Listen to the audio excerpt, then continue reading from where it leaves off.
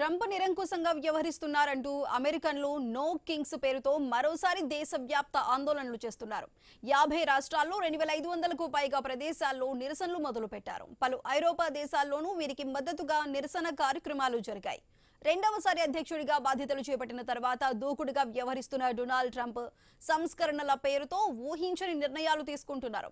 Executive ఆర్డర్లతో విరుచుకుపడుతున్నారు. ఆయన పాలనా తీరు విధానాలపై అనేక దేశాలతో పాటు స్థానికంగానూ తీవ్ర వ్యతిరేకత వ్యక్తమవుతోంది. పాలనా సంస్కరణల నేపథ్యంలో ఎలాన్ మస్క్ నేతృత్వంలో డోజ్ను ఏర్పాటు చేసిన ట్రంప్ వేలాది మంది ఉద్యోగులను తొలగించారు. జన్మతః పౌరసత్వం, ట్రాన్స్జెండర్ల రక్షణ, అక్రమ వలసలు అంశాల్లో కీలక మార్పులు చేశారు. వలసదారులపై అధికారుల సోదాలు వివాదాస్పదంగా మారాయి. స్థానికంగా నిరసనలు చేస్తున్న వారిని అడ్డుకునేందుకు అనేక రాష్ట్రాల్లో జాతీయ బలగాలను ట్రంప్ యంత్రాంగం మోహరించడం ఆందోళనలకు మరింత ఆజ్యం పోసింది. ట్రంప్ విధానాలు నిరంకుశంగా ఉన్నాయని ఆరోపిస్తున్న అమెరికన్లు అధ్యక్షుడికి వ్యతిరేకంగా నో కింగ్స్ పేరుతో నిరసనలు మొదలుపెట్టారు. అమెరికాలో రాజులు లేరంటూ స్పష్టం చేశారు. పోరాటంలో వెనక్కి తగ్గమంటూ హెచ్చరించారు. ట్రంప్ ఈ జూన్లో మిలిటరీ పరేడ్కు హాజరైన సమయంలో దేశవ్యాప్తంగా నిరసనలు కొనసాగాయి. లక్షలాది మంది వీధుల్లోకి వచ్చి ట్రంప్ అజెండాకు వ్యతిరేకంగా గళమెత్తారు. సెనెట్ నేత చక్ షుమెర్, మరో చట్టసభ సభ్యుడు బెర్నీ సాండర్స్ కూడా ఆ ఆందోళనల్లో పాల్గొన్నారు.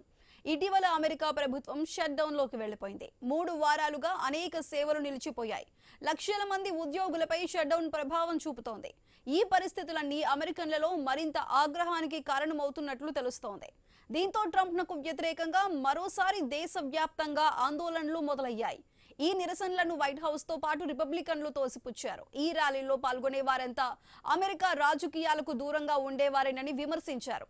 ఇవి హెయిట్ అమెరికా నిరసనలని అన్నారు. తాజా ఆందోళనలపై ట్రంప్ స్పందించారు. తాను రాజును కాదన్నారు. నిరసనల నేపథ్యంలో ఆయా రాష్ట్ర గవర్నర్లు అప్రమత్తమయ్యారు.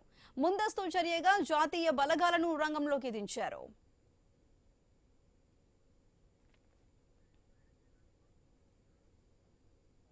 అయితే అమెరికాలో జరుగుతున్న ఈ నో కింగ్స్ అనే పేరుతో జరుగుతున్న ఆందోళనలకు సంబంధించి పూర్తి అప్డేట్స్ మా ఇన్పుట్ ఎడిటర్ శ్రీకాంత్ అందిస్తారు.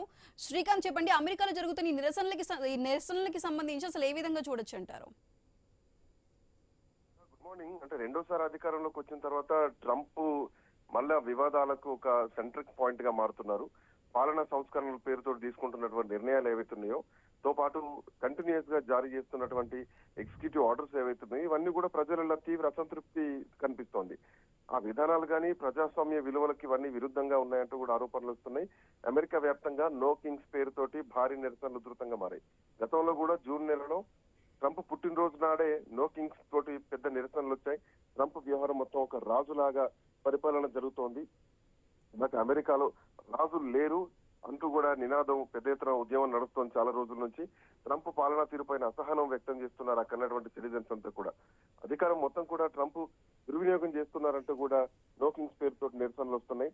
వలసదారుల హక్కుల పరిరక్షణ కోసం, అట్లాగే ట్రాన్స్జెండర్స్ హక్కుల కోసం, పౌరసత్వ విధానాలు లాంటి అంశాలల్లో ఆయన తీసుకున్నటువంటి నిర్ణయాలు ఏవైతున్నాయో ఇవన్నీ కూడా అసహనానికి నిజానికి దారి తీస్తున్నాయని చెప్పాలి. తో పాటు అటు ఎలన్ మస్క్ నేతృత్వం ఉన్నటువంటి డోజ్ వివాదం కూడా నడుస్తూనే ఉంది. ఆర్థిక సంస్కరణలతో భాగంగా ఎలన్ మస్క్ ఆధ్వర్యంలో ఏర్పాటు చేసినటువంటి డోజ్ ప్రాజెక్ట్ తోటి వేలాది మందిని ఉద్యోగులను తొలగించారు.